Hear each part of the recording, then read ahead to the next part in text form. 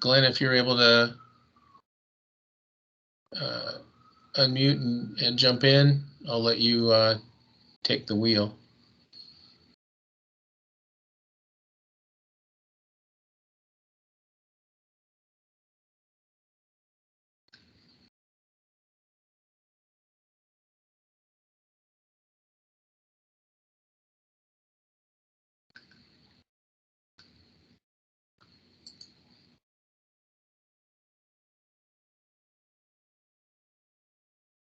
All right, not hearing Glenn.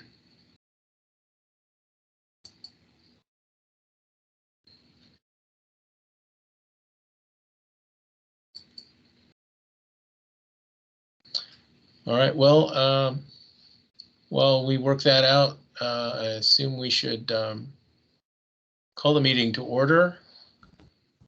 Does anyone else on the board want to do that?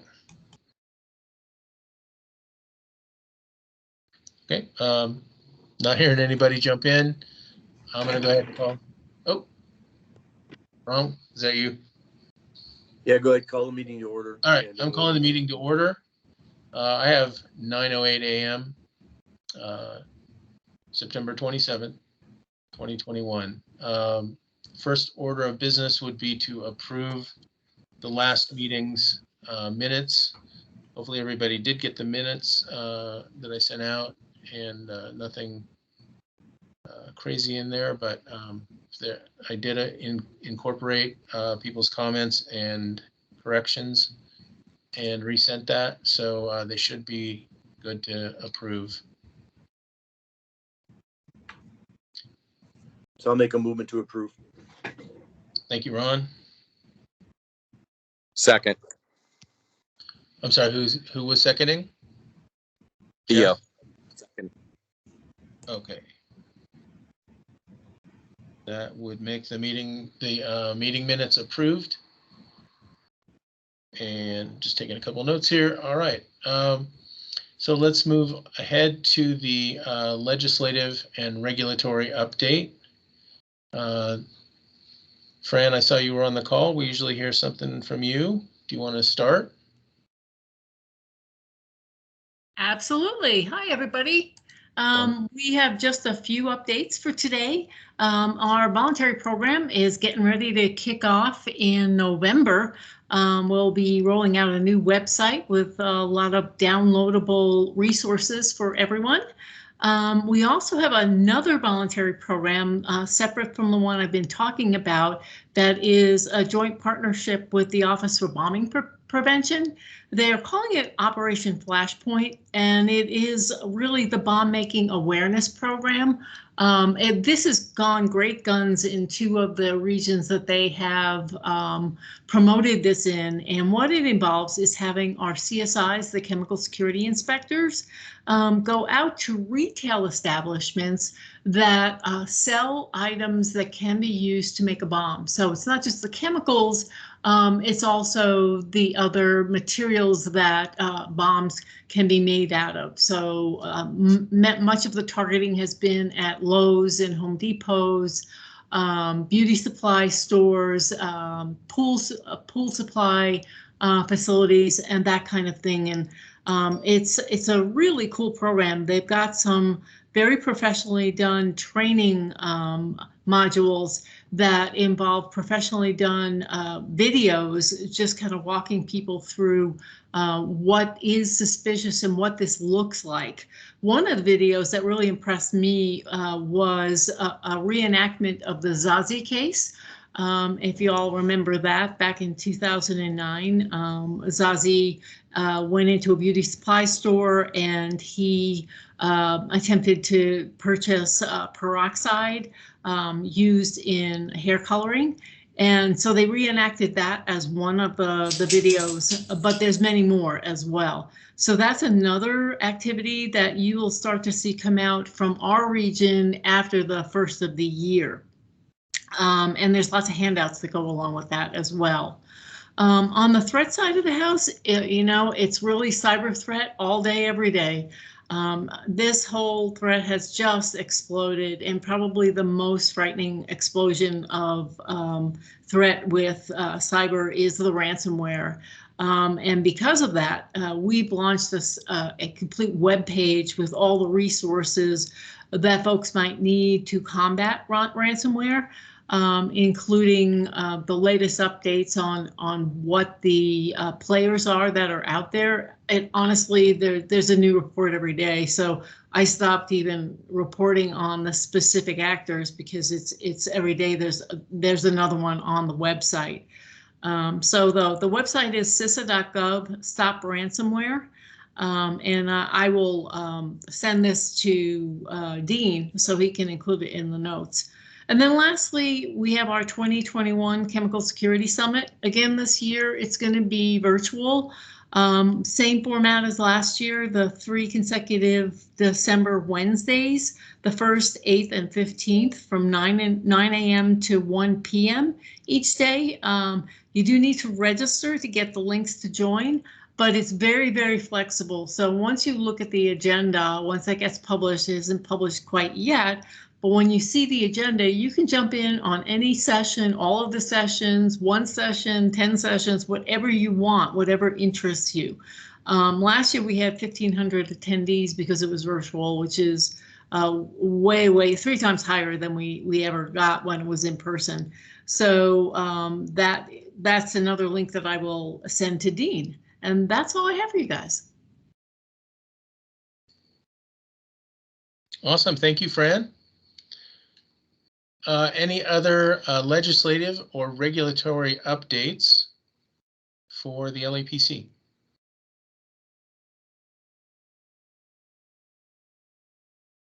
Okay, hearing none. We can go to our other partner updates, number 4 on the agenda. Any Adams County representatives? Yeah, good morning, Dean. This is Katie Keefe. There aren't really any Adams County updates at this time. Okay, thank you. Any local agencies? Fire, hazmat, et cetera, anybody? Okay. Local chemical facilities, any updates?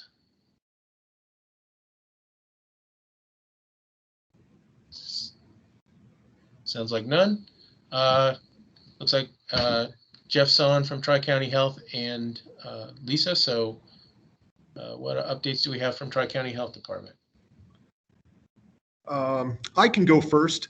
This is Jeff from Tri-County, and just real briefly, I know you guys have probably heard a lot of stuff in the news about Douglas County. So Douglas County is no longer part of Tri-County Health Department at this point. TCHD will continue to provide health department services to Douglas County on a contract basis until the end of 2022. And TCHD will remain the local public health authority in Douglas County until the end of 2022. And at this point, Douglas has appointed their own board of health. So that's all I really can say about Douglas at this point.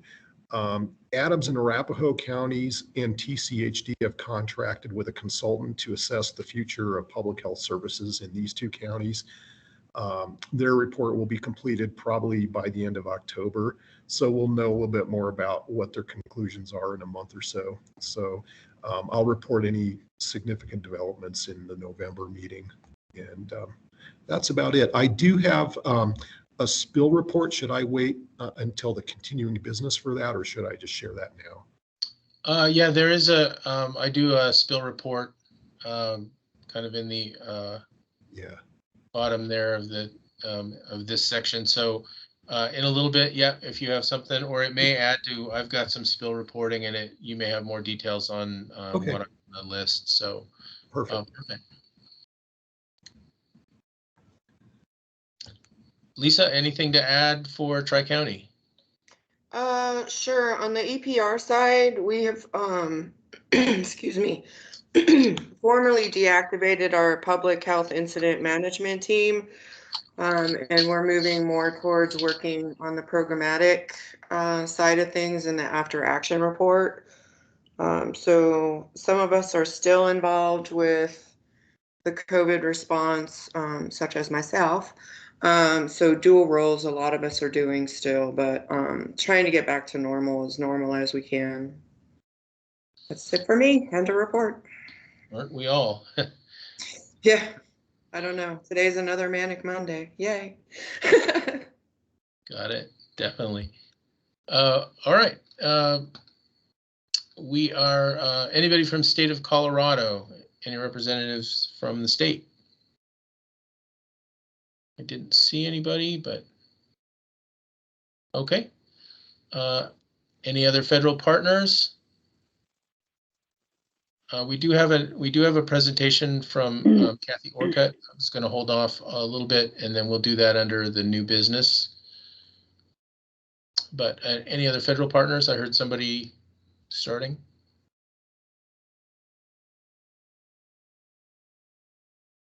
Nope. Okay.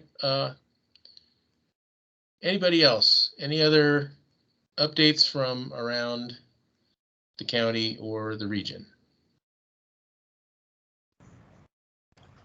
So my name's Dan Knutson. I'm with Crestone Peak Resources.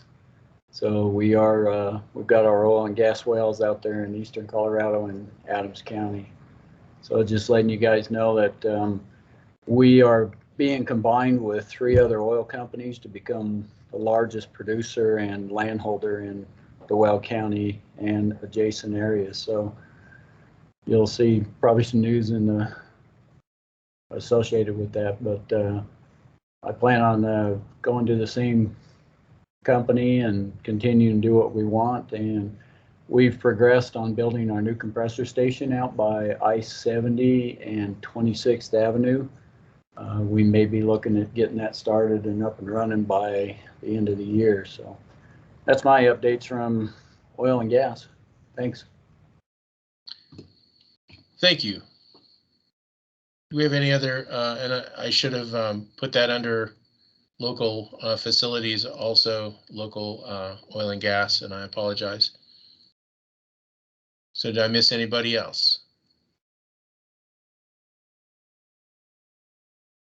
Okay, under the continuing business spill reporting, basically what we had since the last meeting was a little bit quiet. On the 26th of July, we had in Thornton 40 to 45 gallon sewage backup. On 8/6, there was a gas smell or possibly smoke at an oil well in Brighton. On the 21st, the South Platte looked like there was a long milky white substance in the river. There was some investigation on that, but I have not heard anything. I know, Katie, you were involved in that a little bit, or am I mistaken?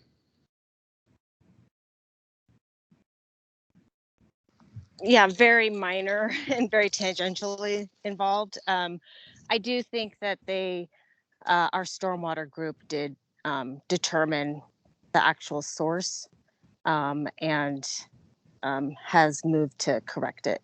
It was a line operated and managed by City of Brighton through their MS4 that actually discharges through an outfall in the county's MS4 system to the South Platte. So I think the 2 stormwater programs have determined the cause and worked with the responsible party to correct the situation. Okay, I see in the chat, and thank you. Just popped up in the chat from Glenn. Do I want to mention Troy Arnold's leaving the state AG's office? So I will do that. That is the mention. If there's any details on that or anything you want to give Glenn or anyone else on the call.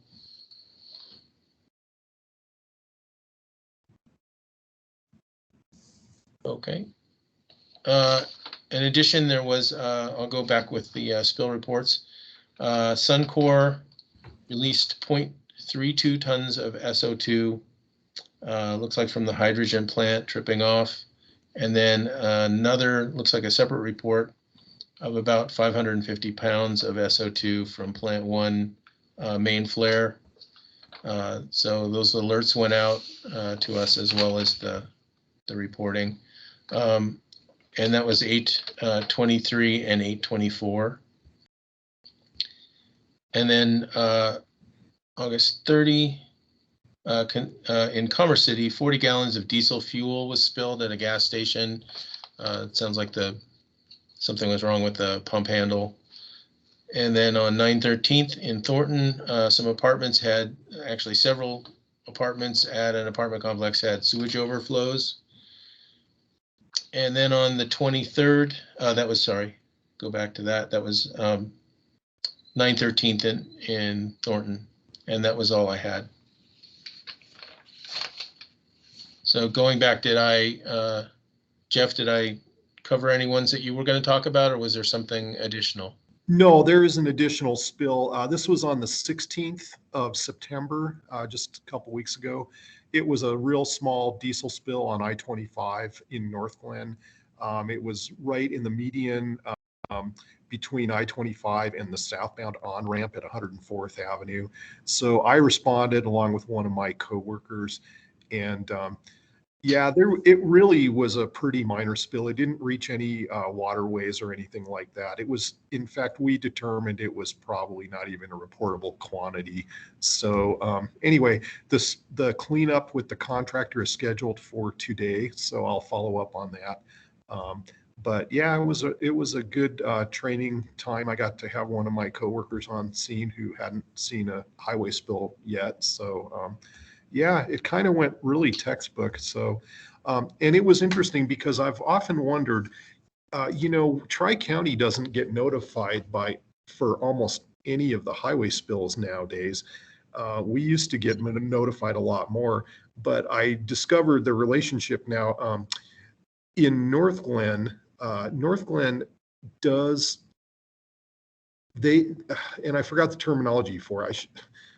I should know this right off the top of my head, but anyway, the DERA, the DERA for most of the highways within the Denver metro area is the State Patrol, and they handle the highway spills. They don't need our assistance. They're much better experts at handling these than we are.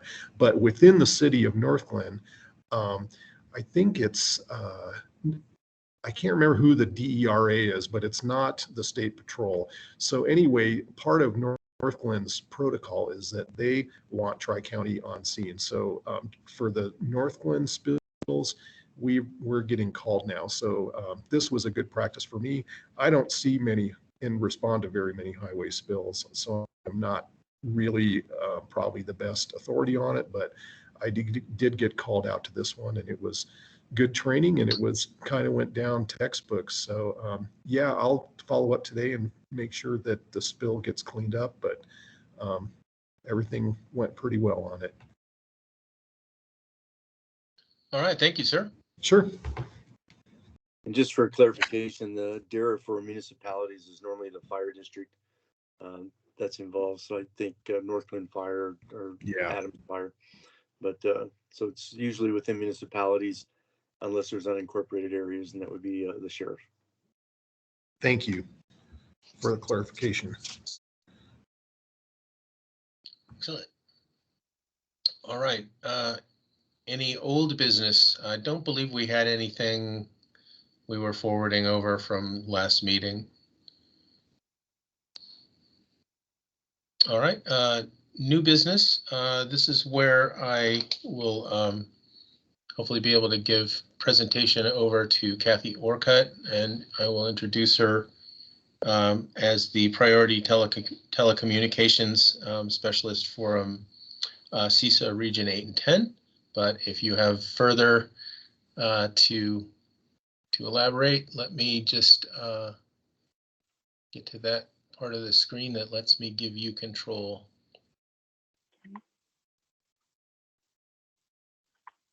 And why am I not seeing that? It all Had it all working a minute ago. Technology. Here we planned early and now it doesn't want to work. All right, I'm not sharing my screen. There Let me should see if it'll be. let me share. You should be seeing my slides, hopefully. Yes, I see them. Great. Anyone else on the call?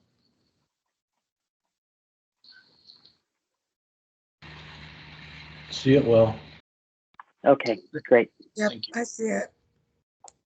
Okay, so my name is Kathy Orcutt, like Dean said, and I am your priority area representative for Priority Telecommunications Services. And these services are provided by CISA, Cybersecurity and Infrastructure Security Agency. So I'm just going to do a brief overview today, and I welcome any questions. I'm not seeing the chat right now, so if you have a question, feel free to interrupt me, or I'll go through the chat when we're done. And if you'd like more information and a deeper dive about everything, I do a monthly webinar. So I have one coming up in October, and I put the link in the chat. And also I can share this so Dean can send it out if anyone wants any more information. So I am, again, covering CISA Regions 8 and 10. Those are the states that I cover, and I'm the representative for. I live in Oregon, and my background is 30 years in public safety.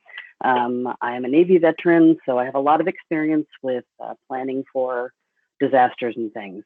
In my 30 years, I did a lot of that. So what is a PAR?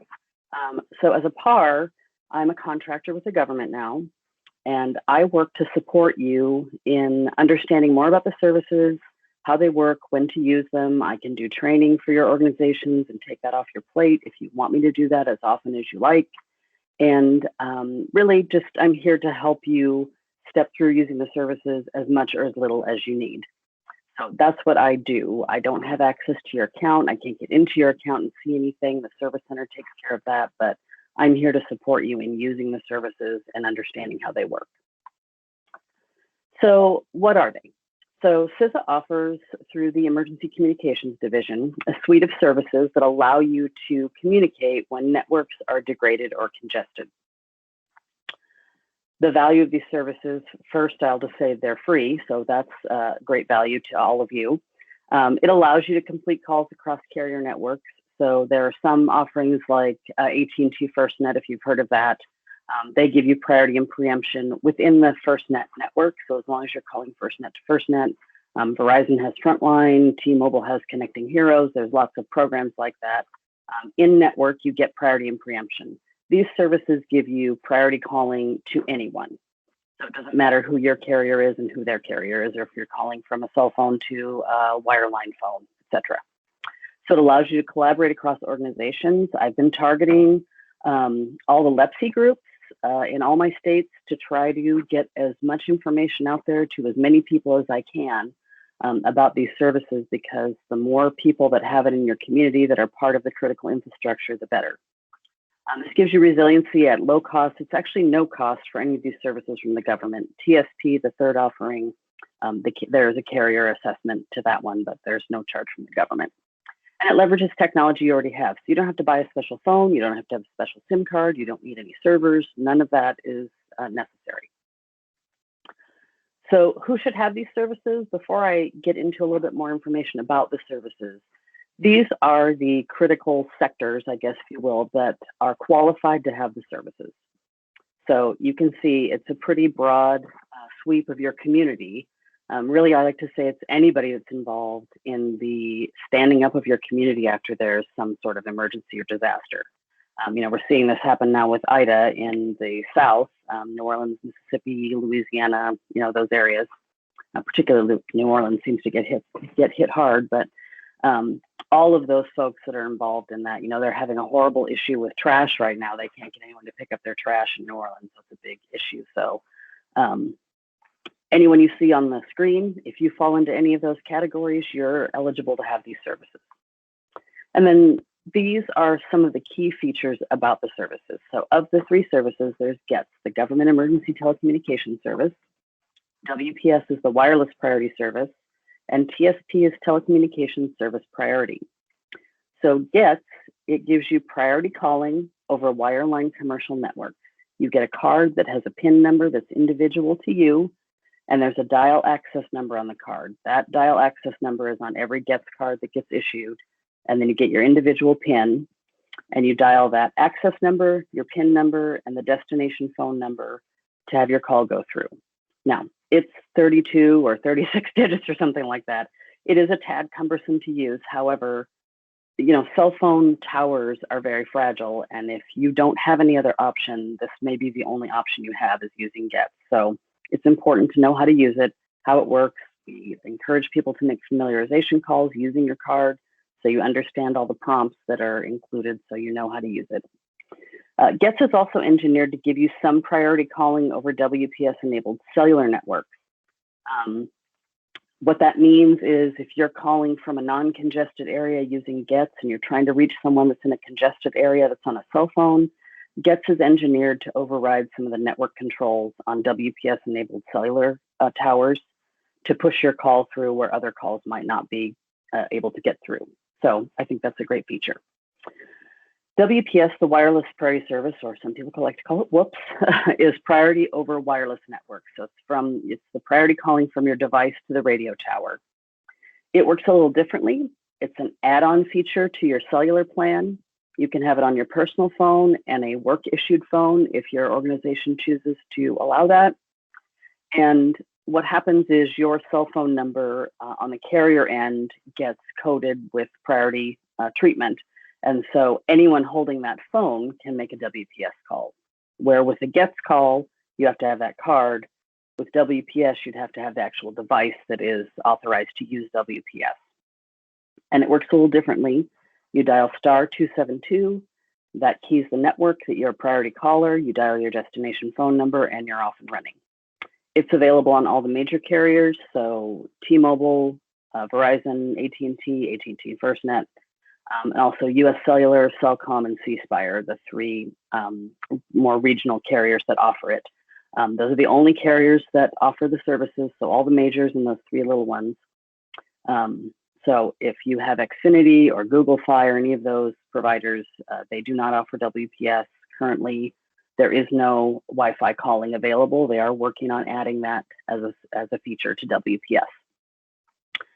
There's a dialer app. You see there that little red icon. If you have a GETS card, you're welcome to download the dialer app. You search for PTS dialer app in the Google Play or Apple App Store.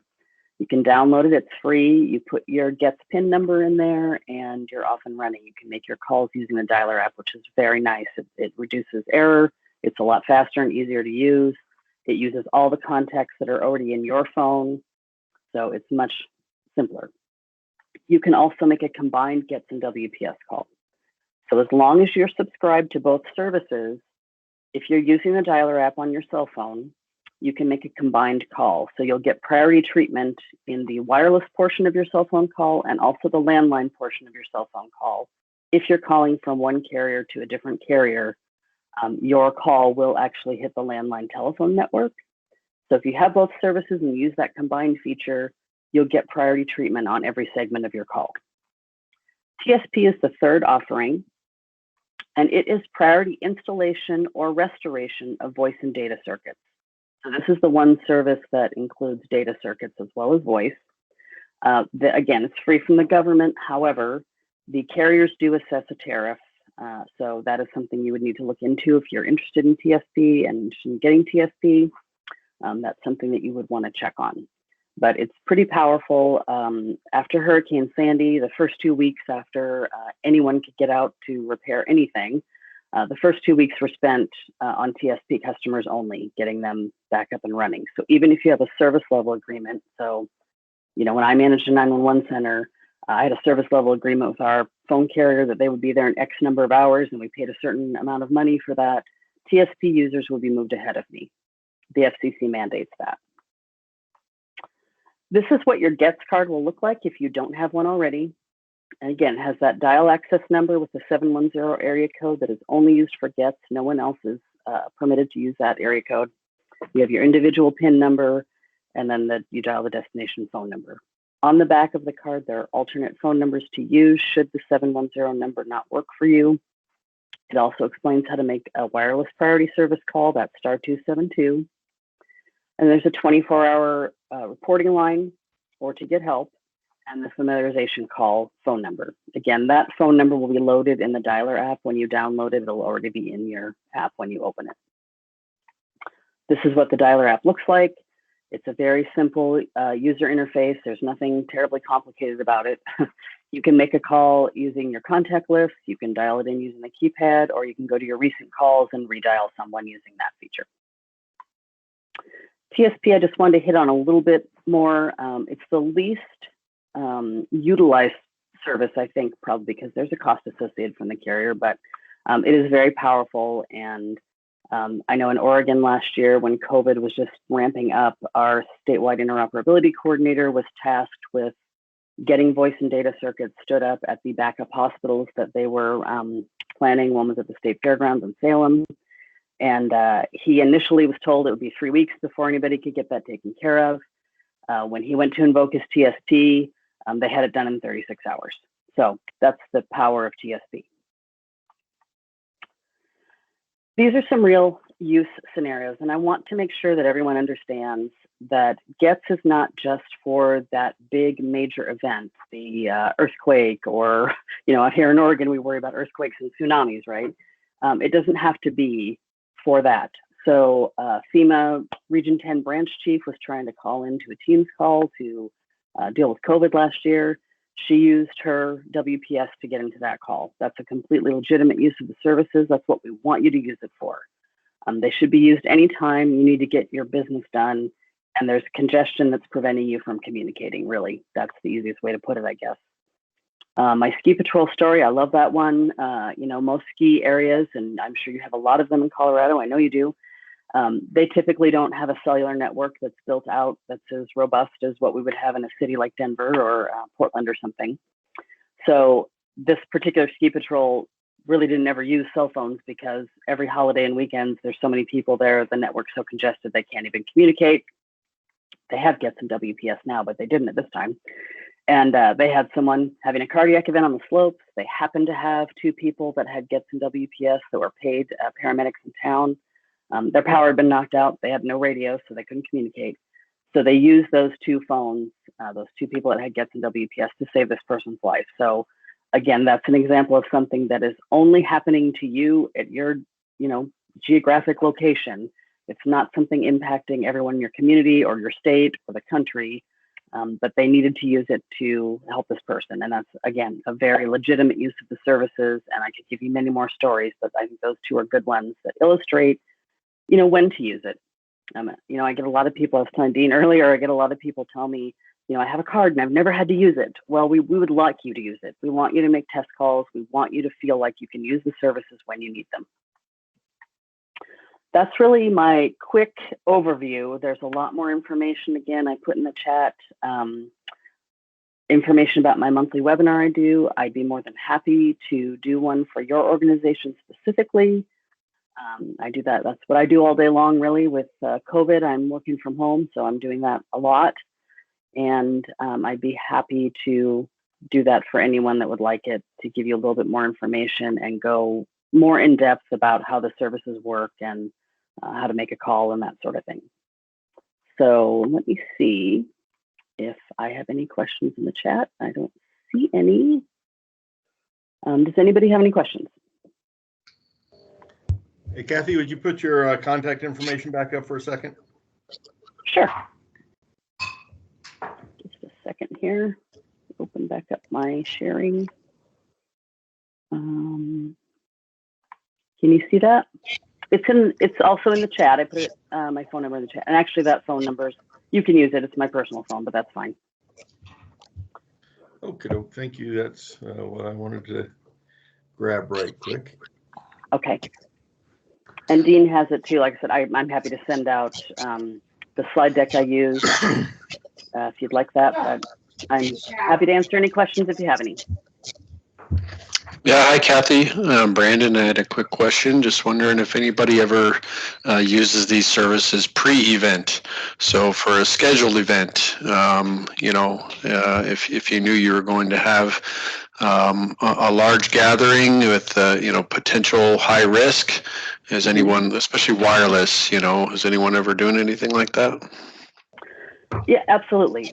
If you have any need, whether it's pre-event and there's network congestion, and when I was growing up, this will date me greatly, but we would pick up the phone sometimes to call grandma or whoever on Mother's Day or Christmas, and you would get that all circuits are busy message, and people don't really hear that anymore. Now you're going to get a fast busy, or your call's going to drop.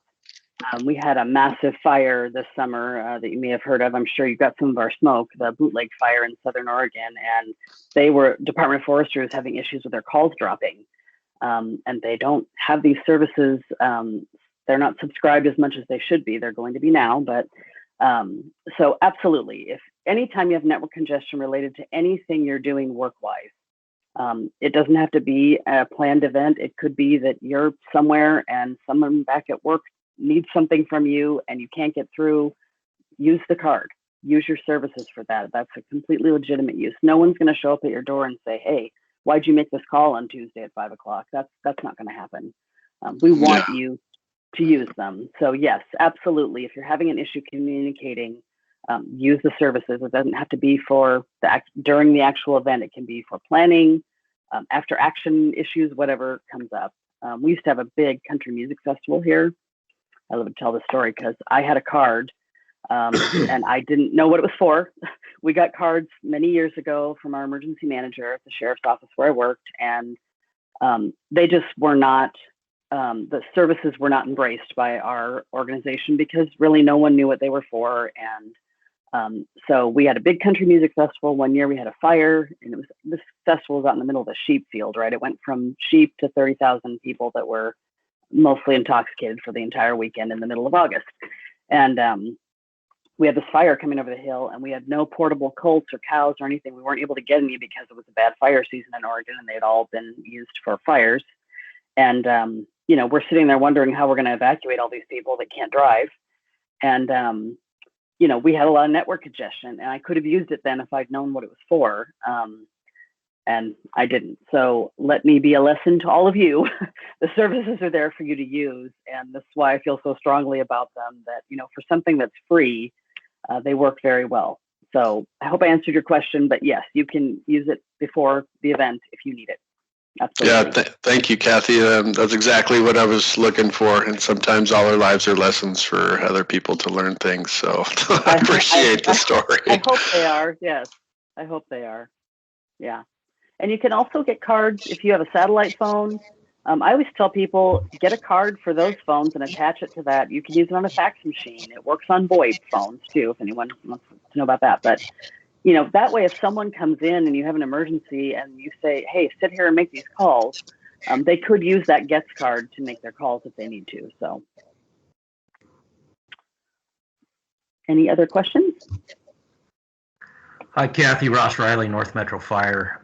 Do I understand correctly that all of the activation and monthly fees for WPS have been waived?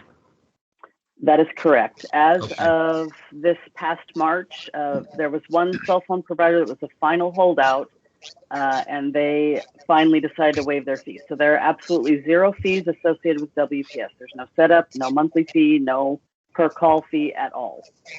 The only amount you're going to pay is the normal amount you'd pay to make a phone call anyway on your cell phone bill. So, all right, thank you. You bet. And this is also another tool that you have. If you ask your folks to make a test call or a familiarization call every month or every quarter, as long as they're using their Gets PIN, you can go in the subscriber portal if you're the manager of the account and see if they're complying with that. And I think that's a good, tool to have in your tool belt. I know some organizations offer a Starbucks card or something if people make their test calls every quarter. There's things like that you could do if you're wanting to do that, if you really want them to comply. But it's really important that people understand how to use it before the big one. You do have that big event and patience is low and emotions are high, right? That is not the time you want to try to teach someone how to make a Gets call the long way, if that's all you have. So most of us are going to use the dialer app, right? We're going to use a cell phone. So. Hey, Kathy, it's Fran from CISA. And I just wanted to support the great work you guys do and really to promote the Gets WPS app. because that sure has made things a lot easier for us. Yeah. It really simplifies making the calls, even with, you know, repeated practice calls. I think it's just so much easier to download that app, and all the information that you need to have that's on that card is now uploaded into the app, and it's just very, very simple. So I would definitely encourage folks to download the app. Yes, as long as you have, and even if you only have GETS, you can still do a GETS call from a cell phone. You're only going to get that priority if you hit the landline network, but it's better than nothing. Somebody else had a question? Thank you, Fran. Anyone else?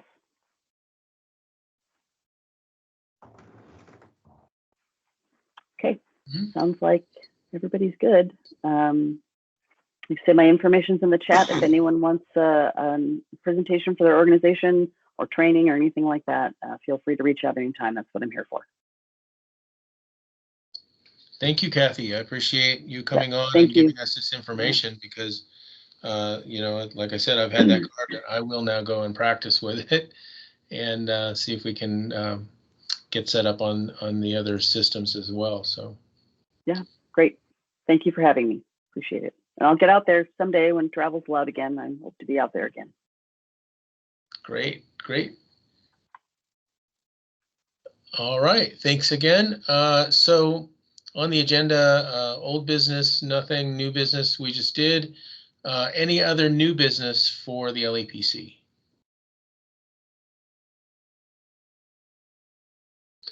Does not sound like it. And Glenn, if you want to put in the chat any other announcements you might have as we wrap up. But now is the time for anybody to jump in with anything else you've got going on. Any other concerns?